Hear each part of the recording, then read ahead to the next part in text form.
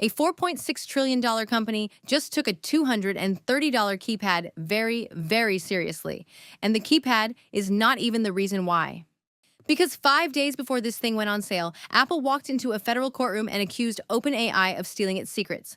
I will come back to that because the details are wilder than you think. But first, the Gadget.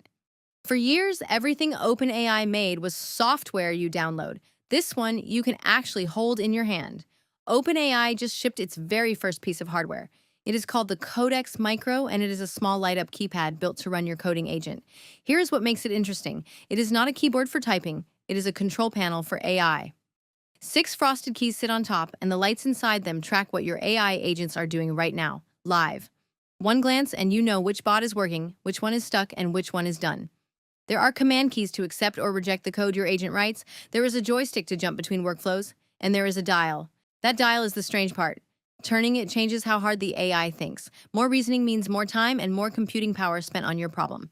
So you are physically twisting a knob to control how much brain power a machine uses. That is a genuinely new kind of button. Now here's the twist. OpenAI did not really build this. The Codex Micro was made with a small boutique keyboard company called Work Louder, and it is essentially a reskinned version of a keyboard they already sold. Work Louder has done the exact same collaboration before with Figma. Stock is limited. When it sells out, it is gone. So why bother? Because Codex is approaching 9 million users, and a limited run with a boutique partner costs OpenAI almost nothing. No factories, no supply chain, no promises.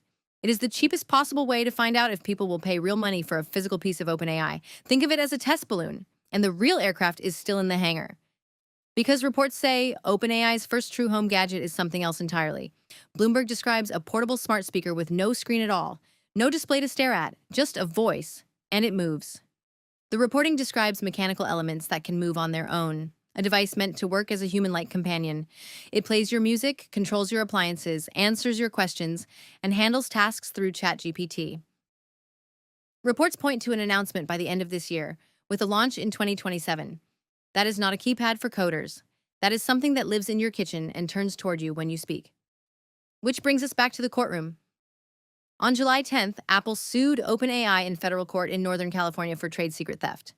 And the accusations are not small. Apple claims the effort ran through every level of the company, all the way up to OpenAI's chief hardware officer, Tang Tan, who is himself a former Apple vice president who led iPhone and Apple Watch product design. Apple says more than 400 former Apple employees now work at OpenAI. It alleges one former engineer kept his Apple laptop after leaving, found a bug that let him reach Apple's cloud storage, and downloaded confidential files.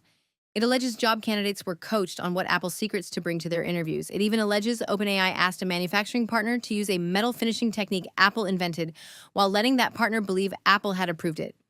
OpenAI's response was short.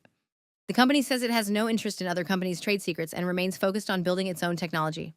And remember, these two are still partners. ChatGPT is built into Apple's own products right now, so this is a fight between allies. So look at that little keypad again, $230. Limited stock. A reskinned keyboard nobody strictly needs. It looks like a novelty, and honestly, it is one. But it is also a flag planted in the ground. OpenAI spent years living inside a browser tab. Now it wants your desk. Then it wants your living room.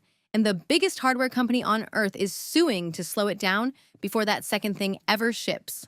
Today was step 1. Step 2 is the one that talks back.